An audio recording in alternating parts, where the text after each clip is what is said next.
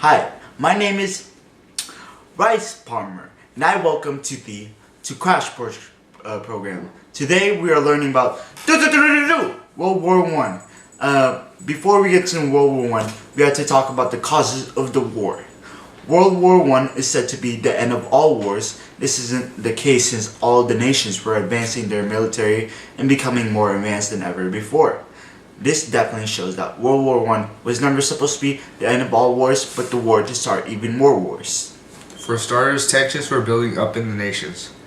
England was like the only country leading Europe after all the Napoleon business went down. Let's get these crumpets and tea. France was having problems with their government after the fall of Napoleon, and were bitter against Germany after their war with them. Baguette, baguette, baguette. Baguette, baguette. Baguette, baguette. Russia is broken after their war with the Ottoman Empire, in which many different cultural groups want to break away. Oh my god, Becky, how did Russia? I don't want to be in Russia. It's the same with Austria because it has so many cultural groups within it. Oh my god, Becky. Dude, Austria sucks so much. It has so much BS. I can't take it anymore. The US and Italy try to stay neutral but have to do something about the war when their economy and business is threatened. While all the other nations have a lot on their hands, Germany is advancing and wants more land to their territory, since they were late to everything. All of this ends up being part of the cause of the First World War. Okay, now let's get to the deeper main causes of the war. See what I did there? Like main stands for militarism, alliances, imperialism, and nationalism. Okay, first let's get to the military part of the whole situations. Nations were advancing their military because of the Industrial Revolution. It had become more than just soldiers. There were planes, tanks, Navy ships, and machine guns. That would be more powerful than men. There are also other alliances, but we'll get to that later. Then there's imperialism, which is really all about European nations wanting to add as much territory as possible. They're all looking for the land that was up for grabs in Asia and Africa. Finally, there is nationalism, which is the most important reason for the start of the war. People belonging to a nation felt pride for their country.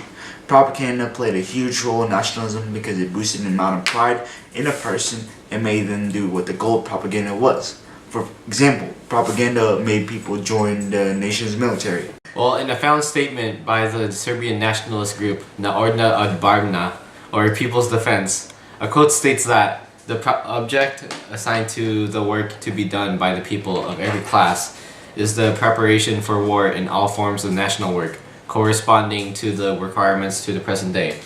This is to be effected through strengthening of the national consciences, bodily exercises, increase of material and bodily well-being, cultural improvements, and etc.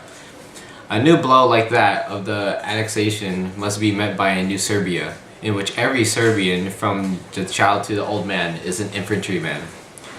In this section of the message, it tells us that Serbian nationalists were pushing towards propaganda in order to influence other Slavic peoples and other provinces to not be controlled by other nations. They were initially just pushing towards freedom in order for them not to be controlled by another nation again. And all in all, these people wanted independence through nationalistic propaganda. Okay, where were you? Oh yeah, so nationalism was the leading factor for the start of World War One. Bosnia had been annexed, and there were many Serbs in Bosnia, which is part of Austria-Hungary. Serbians are ethnically Slavic people and don't want to be ruled. Serbian nationalists think if Bosnia breaks away and joins Serbia, then it would be really powerful. So this national group, known as the Young Bosnians, sent some of their people to Serbia to the movement Black Hand in Serbia. These people gave the young Bosnians weapons to kill Archduke Franz Ferdinand, who was coming to Bosnia, and they succeeded in killing the Archduke. Hey you! Hey you! Yeah? With this, Austria gave Serbia the opportunity to say sorry and tell who was responsible, but they didn't so, since Austria declared war on Serbia, causing many Serbs and Slavs to die. This led to the Slavic people asking Russia for help, since Russia had said to do so before. When Russia began to mobilize, Germany declared war on Russia. Then France on Germany. Once Germany starts its Schlieffen, Great Britain joins on the side against Germany. Germany starts its Schlieffen, which is their plan to go through Belgium and then quickly take over France on the Western Front, then go win on the Eastern Front. When Germany is delayed in their Schlieffen, it is met with combined forces of the Allies just east of Paris. They start to dig trenches. Germany had started to be sprayed with machine gun fire and artillery. To counter, the Allies did the same thing and dug trenches. So during the trench warfare, these battles usually lasted for some times, with battles lasting up to around several years. So this type of warfare is to be known to be boring, with no chaotic warfare whatsoever. In this warfare, both sides have dug what is known as trenches, or tunnels, and holes in order to protect themselves from danger during their time in their location. In most cases, this took a bit of time, with about 6 hours with 450 British men to only be able to build around 250 meters of trench. Between both sides, trenches was around 250 yards apart from each other. This area is known as no man's land, which is the highest chance for one to be killed due to many reasons. Some of these reasons include stepping on a landmine that have been placed in the area, tripping on barbed wire, or just being shot from any side due to the crossfire. Although many can die from all these things, the majority of people die in trench warfare from illnesses. Some of these illnesses include trench fever, which is spread through the majority of soldiers having experienced itches and other things such as fevers, headaches, sore muscles, bones, and joints. Also, thanks to the amount of water from rain and such flooding, the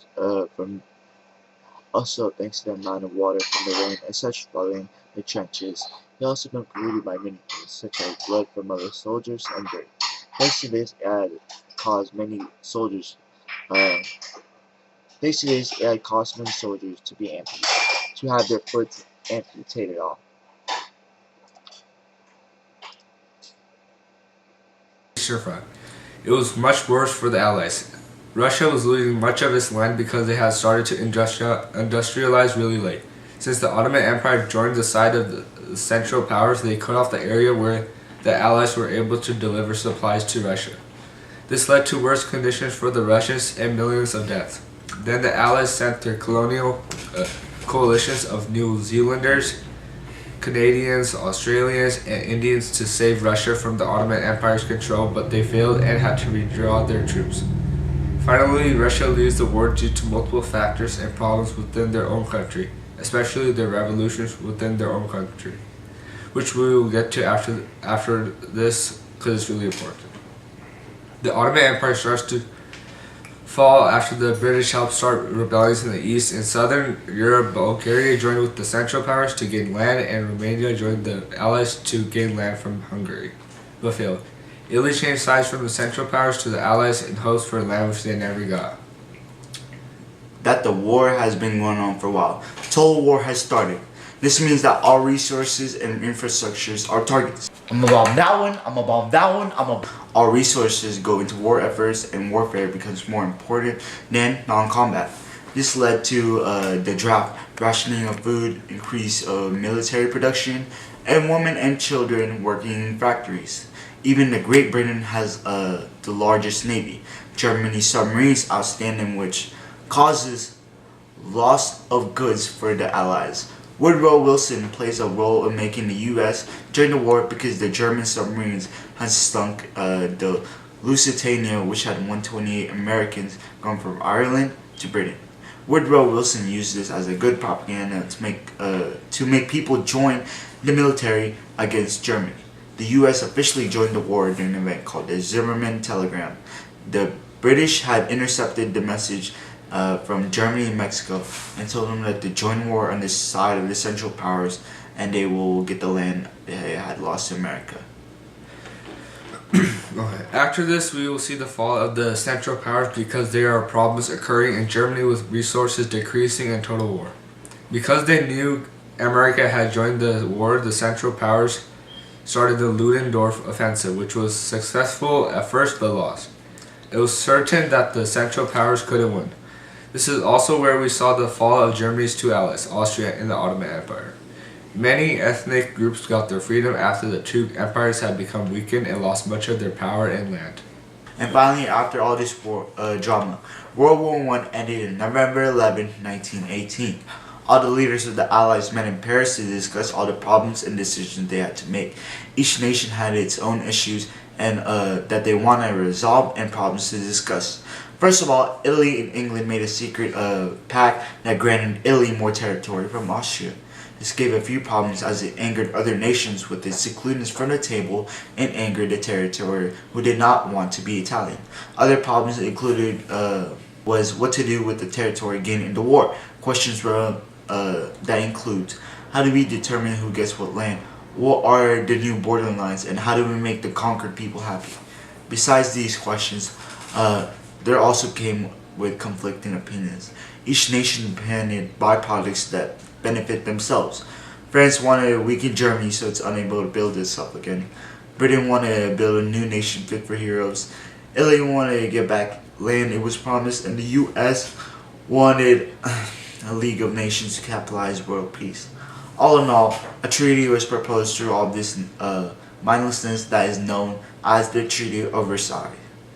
Basically, the Treaty of Versailles states that Germany will be gutted for starting the war and have to pay huge amounts of reparations, which is equivalent to $4 trillion. This ruined Germany's economy. Besides this, Germany was put on a strict military policy that makes them unable to build an army. All of these actions and thus strict the fall of Germany. Other outcomes of the Treaty of Versailles included self-determinism, overseas colonies, and the League of Nations. Self-determinism occurred in Germany, Austria, Hungary, and Russia.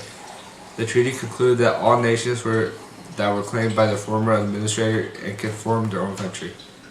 This plugged a spark in overseas colonies as they were looking for their independence. They wanted to be free like these colonies, but an iron grip with all of them, so they were unable to break away from their administrators. Finally, the last thing that transpired in the Treaty of Versailles is the League of Nations. President Woodrow Wilson proposed the League of Nations, which is ironic due to the idea that the U.S. did not join the League of Nations. The League of Nations was an alliance between countries, and it states that if one country gets two out of hand representatives and send aggressive threats to undermine that nation.